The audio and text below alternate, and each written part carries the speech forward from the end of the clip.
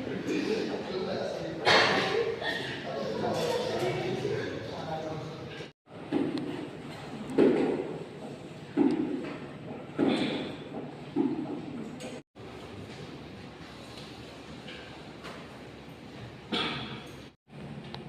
selamat pagi. Assalamualaikum warahmatullahi wabarakatuh. Waalaikumsalam.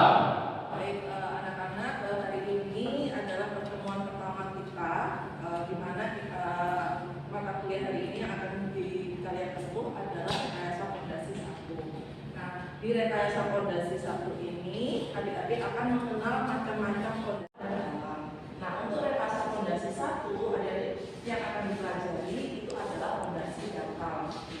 Nah, terkait dengan fondasi sendiri nih, saya ingin tahu kedalaman materi adik-adik. Ya, itu fondasi itu menampung beban. menampung beban, fungsinya menampung beban. Jadi kalau Ya, oke. Fondasi kita harus mengetahui tanah kerasnya ada di kedalaman berapa. Ya. Tanah keras itu baru kita ketahui dari hasil penelitian ada di mana, baru kita rencanakan kedalamannya. Karena setiap lokasi memiliki kedalaman tanah keras yang berbeda-beda.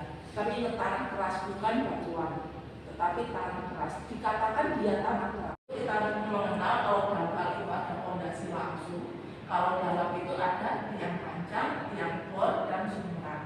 Itu macam-macamnya. Nah, untuk fondasi langsung, nah, jadi dia disyaratkan memiliki spesifikasi fondasi langsung apabila kedalaman dari langsung kepala jembatan itu harus ditempatkan ke dalam pelandaian tebing sungai. Nah, kita cari posisi yang landai. Kalau misalkan tidak bisa, gimana? Terpaksa ya kita harus melakukan cut and fill. Itu fungsi umumnya bentuknya seperti ini. Ada yang bentuk persegi, ada yang persegi panjang. Kalau dia secara menerus kita sebut dengan fondasi menerus. Ya. Nah, fondasi telapak atau fondasi itu harus berada di atas tanah keras karena daya dukung itu 100% ditopang oleh daya dukung dari tanah. Untuk kita hitung nilai angka keamanannya, dia harus memiliki nilai angka keamanan antara 1,5 sampai dengan 3. Itu untuk fondasi yang telapak. 19, di mana persyaratan dari saat kita merencanakan suatu fondasi itu ada persyaratan struktur, ada persyaratan kestabilan. Reaksi itu gaya yang dihasilkan dari suatu benda atau orang. Selain itu, kata Cici, kan tadi sudah di semester mau masuk 3 kan? Ya. Oke. Ayo, apa itu? Kan sudah sampai ke 1 juga.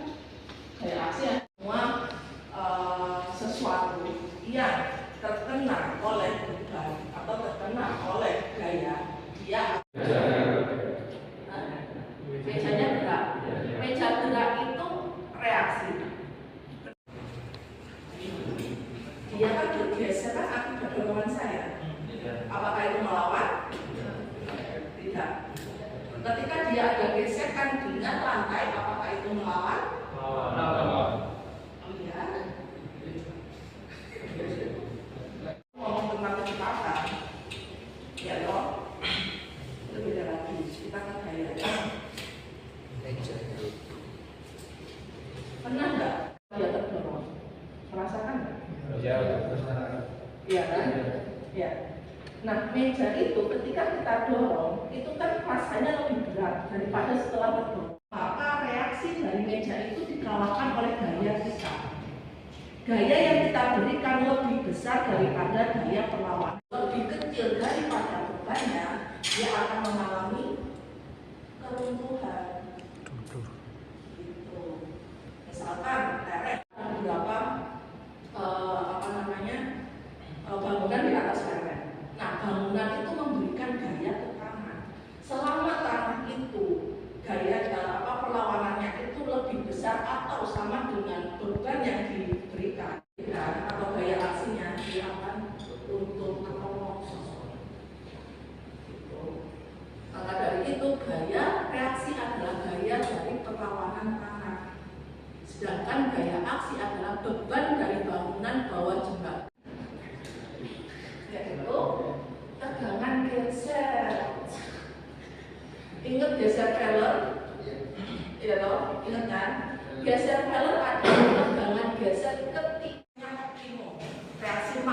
faktanya ketika melawan tegangan atau melawan gaya aksi. Itu. Jadi gini konsepnya. Hubungan antara tegangan geser dengan tegangan normal. Ya. Nah, tegangan normal ini adalah aksinya. Gesernya itu adalah reaksi. Terus ini adalah titik dari geser failure. Ya. Nah, kalau misalkan kita kasih tegangan misalkan 5 Newton, gitu ya, gesernya masih ada di sini. Misalkan kalau kita tambahin lagi 15 Newton, gesernya di sini, misalkan dia 8 Newton. Gitu. Nah, semua gesernya, perlawanannya. Tetapi ada suatu ketika dia ada batasnya, batas dari reaksinya. Tetapi batas reaksi itu kalau kita terus kasih tegangan, maka dia akan runtuh. Gitu. Makanya kita sebut dengan geser failure. Itulah yang ingin kita lihat berapa sih geser failure-nya. Jadi kita uji di lab untuk mengetahui tegangan geser failure itu, untuk mengetahui maksimalnya kekuatan tanah itu sampai di mana. Atau kita rencanakan konstruksi yang di atasnya itu jangan sampai lebih dari itu. Gitu. Ya. Itu konsepnya. Jadi yang saya inginkan adalah pemahaman penelaahan kalian, bukan definisi.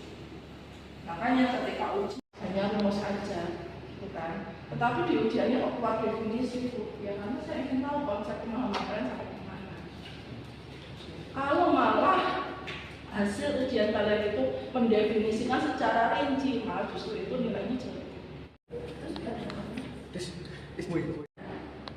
Ya, ketika kita merencanakan fondasi, syaratnya kestabilan itu apa? Nanti kita lihat nilai angka keamanan, sertifikatornya, sertifikator fondasi. Angka keamanannya itu dibedakan dua, dangkal dan dalam. Nah, di mana kalau dangkal itu segini nilainya.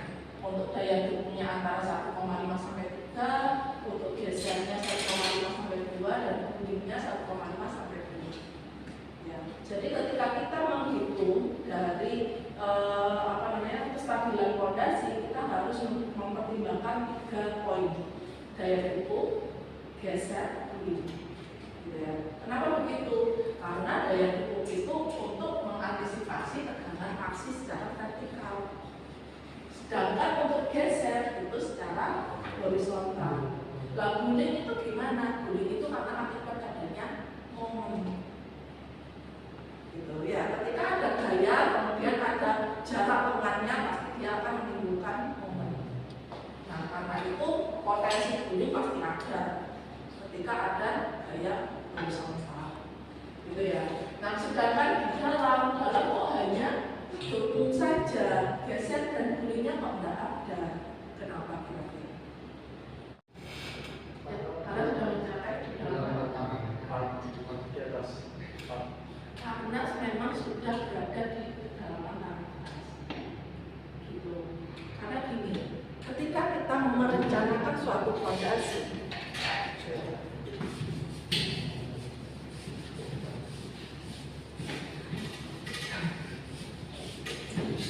tadi kan syaratnya untuk fondasi dangkal, dia kedalamannya tidak boleh lebih dari 4 meter.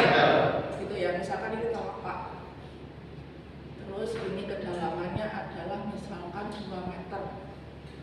Nah, ketika ada beban di sini, beban normal gitu ya, ada tegangan normal. Nah, pasti ketika ada tegangan normal, terus kemudian di sini ada tegangan geser dari tanahnya. Tegangan geser dari tanah, dia pasti ada nilai daya dukung di tanah dasarnya. Dia akan memberi perlawanan. Perlawanan ini yang kita sebut dengan daya dukung tanah. Gitu kan ya. Tetapi di sini dia juga ada potensi karena ada tegangan geser, dia terpotensi ada gulingnya. Gitu. Nah, tetapi untuk tanah, untuk yang fondasi dalam misalkan, itu ya. Nah, di sini ada bebannya. Daya dukungnya kira-kira diperoleh dari mana? Dari tanah keras yang ada di sini. Ini kan ada lapisan-lapisan. Misalkan apa pertama adalah lempung, kedua adalah lempung pasir, ketiga adalah lempung gas atau lempung api. Nah, daya dukungnya itu ada di tanah sini, di tanah dasarnya. Nah, tetapi ketika dia mengalami tegangan lateral tanah, gitu ya. Ketika dia mengalami tegangan lateral tanah karena dimensi fondasi itu memanjang, maka di sini ada potensi guling atau tidak?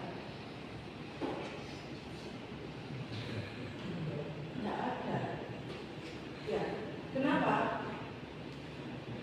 Karena nggak ada lemah. Tadi kan potensi guling itu karena momen ya. Momen itu rumusnya apa? Di sini maka lemaknya adalah dari pusat pemegangan. Misalkan gayanya di sini. Nah, ini adalah nilai L-nya. Ya toh. Nah, sedangkan untuk fondasi dalam dia nggak ada nilai L-nya. Gitu. Maka dari itu nggak ada potensi guling. Nah, untuk geser gimana?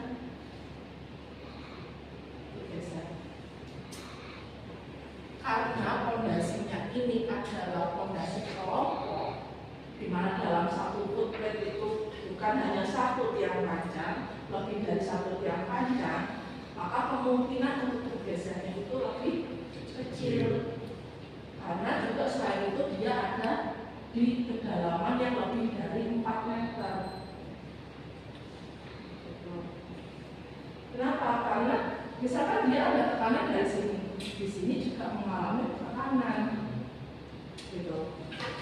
Jadi kalau masih ingat tekanan aktif dan aktif dan pasifnya nilainya sama, maka dari itu dia nggak bergerak. Ingat ya, kanol ya, jadi nggak bergerak. Gitu. Jadi seperti itu.